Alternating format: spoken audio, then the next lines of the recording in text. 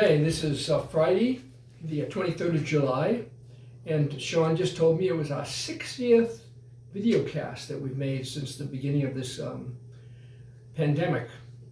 It's been going on a long time, but kind of an anniversary, I guess. Many of you have probably heard last week I was on quarantine because I have a medical procedure I was trying to face, and had to have a COVID test as a part of the preparation, and it came out that I was positive, but I hadn't been anywhere or with a large group or anything. I hadn't felt even in the slightest way sick, so I had another test yesterday, and I was cleared, and I called the Heart Center to confirm it, and they said follow this one. They make mistakes sometimes, positive testing when there really isn't, so I'm safe. I'm back to normal again, ready to infect everybody else with my presence and word. But it's a real joy to be with you today. We've had a hot summer. It's continuing a little bit warmer. Today is rather moderate, and compared to, of course, any day that's less than 100 seems to be cool compared to what we endured a couple of weeks ago. But really, we can't really complain either, because other parts of our country and world have suffered much more seriously than we are.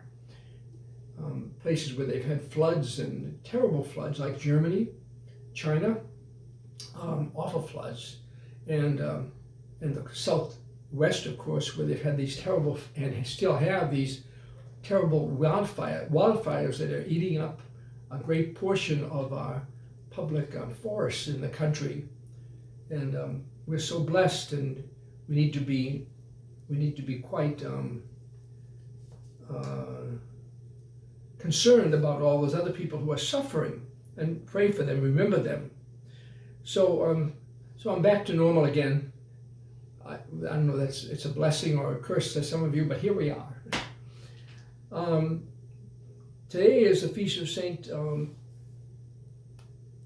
Bridget, and she was from Sweden, and she had 8 children. And I reminded the people at the beginning of Mass, I think anyone who has 8 kids, that many kids, has an automatic entry into heaven. They're an instant saint as soon as they get there. So, but she was a great saint, a mystic, and did an awful lot to reform the church and to call it back to holiness that it really needs to have. Sunday's Grandparents' Day. We owe so much to grandparents. It's the closest Sunday to the feast of St. Joachim and Anne, who were the grandparents of Jesus, the mother and father of Mary. And so we really honor all our grandparents this week, and we remember them at all our masses that we celebrate here at our cathedral. But we do owe a great deal to you as grandparents in our parish community and beyond. We're renewing our meetings with the priests in the Jesu Caritas group that I've mentioned many times in the past. It's a prayer group, and it's kind of a support group to priests in our own group, which has been in existence for almost 30 years, if not more. There's 7 of us that meet. We used to meet monthly, but with the COVID and the pandemic, we just haven't been able to meet regularly. But we're going away next week, Wednesday and Thursday, thanks to the generosity of Art and Joanne Marsh, who loaned us their cabin up on Chinook Pass, toward Chinook Pass, to be able to congregate there. And we stay over just one night. We're going on Wednesday, and we'll be back Thursday afternoon. But it's a time of refreshment to the priests that we have in our group, and we look forward to that.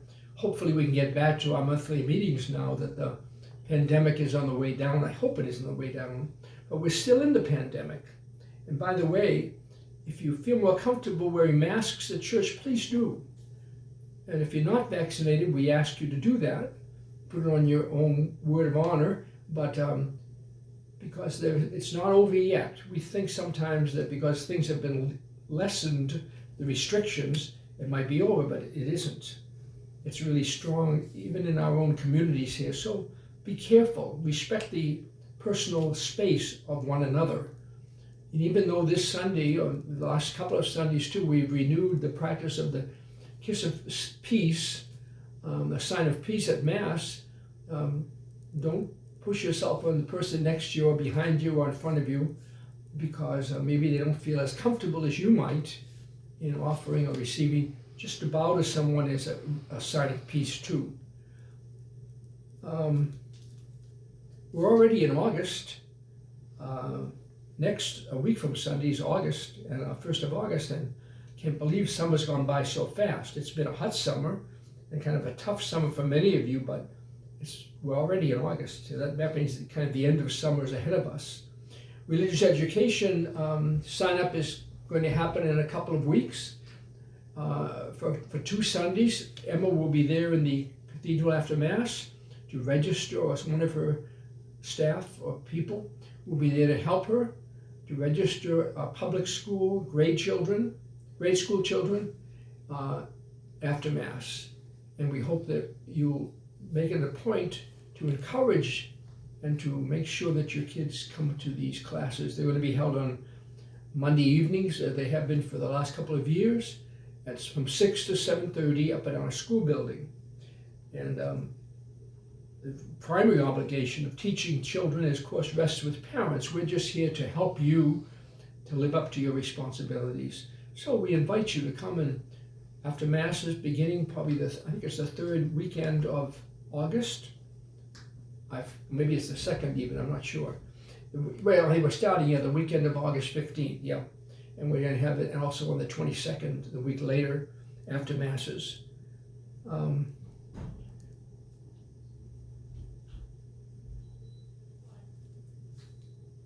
Again, we know that there's a concern. Many are concerned about this continuing pandemic, and we are too. We don't want to put anybody in danger of getting hurt or getting sick. Even though we're renewing the availability of holy water in the fonts this week, feel free not to use it if you feel more comfortable in doing so. We also have hand sanitizer at the doors as you come into the church, and feel free to use those, please, if you feel more comfortable. We've started refreshments again after Mass. As you know, the 9, 11, and 1 o'clock Mass, Spanish Mass. We do need help at the 11 o'clock Mass. We have many people who volunteer wonderfully at the 9 o'clock Mass, but at the 11 we need more help. So if you can do that, please let me know, and see me this Sunday. I'll be there for the 11 o'clock Mass, and you can see me and check out with me. Our resurrection group is getting back together to be able to offer meals, lunches after funerals. And I'm really grateful to Kay and Jerry Ockett for taking over from Carol Barony, who decided to step back a little bit. She's still very active in our parish, and we're grateful to her and her husband John. But Kay and Jerry are taking over. And if you'd like to help with that, give us a call here at the office. It's a wonderful ministry of concern and comfort and consolation to people who have suffered deaths in their families. And probably next month, the first part of August, we'll begin that ministry again, being active up on the 3rd floor of our school, the Cathedral Center.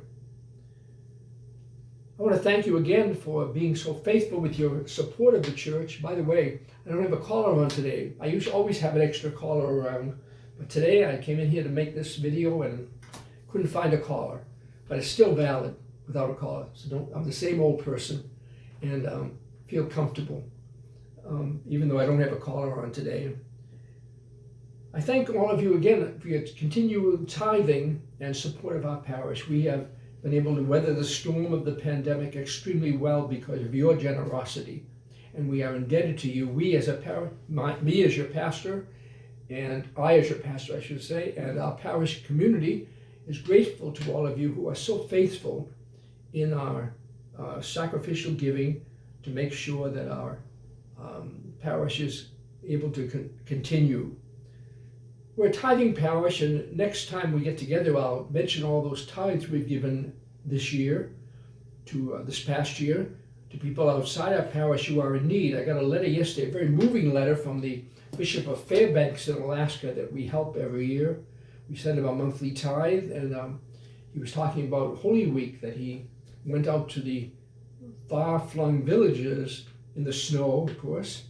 It was only April, they have a lot of snow up there still, and he was talking about the isolation of these people who live in these little villages. He said, we complain because we have to wear masks, and we complain because we might have a little difficulty and can't go out to eat and like we used to, but those people up there are isolated. They can't, nobody can go in to those villages or go out for protection of the people. And their immune system is not as developed in the way that ours are, and so they're very able and liable to receive germs and to get sick. So he mentioned this, really keep these people in mind, the far-flung people in Africa, in Alaska. We've tried to keep them in our tithing program, and we do every year. And I'm very concerned about people that live up in northern Alaska in the Diocese of Fairbanks. The bishop up there is doing a wonderful job also in making sure that his people are taken care of. People of Afghanistan too, we have to pray for. We're moving out of Afghanistan. I personally think that's a good thing. It's been 20 years war, and like Vietnam, it was a war we couldn't win, and we didn't. And I just feel badly for all those who have suffered as a result of the Afghanistan war, particularly the people that live there, and all those military people in our own country who have suffered and died there, and their families. It's really, we need to pray for all those who are victims of that war and wars throughout the different parts of the world. We need to pray too for our farm workers and those who have to brave the heat, who have braved the heat of the summer, working so continually and working hard outside in the sun, and people who own ranches and whose crops have been really damaged by the intense heat that we've endured. When it gets to be up in the 90s, or it gets down to the 90s, it almost feels cool after the terrible weather that we've endured this past month. Maybe August will be much more friendly to us, weather-wise. And again, we're here available to you. Sean has had a great success in working with the young people this summer, and he had over 20, how many kids, 20? 28. 28 kids at a pool party, thanks to Grandma Harrington, who opened her house and her pool to our Life Teen and Spy Edge kids, junior, middle school, and high school kids. And yesterday, he still looks kind of bedraggled after that. He still looks exhausted after that pool party, but anyways, he's surviving too, like the rest of us. So, I'm glad to be back in full time without being under quarantine. And my advice to you is if you get a positive response to one of those COVID tests, I was told later, to get another one right away.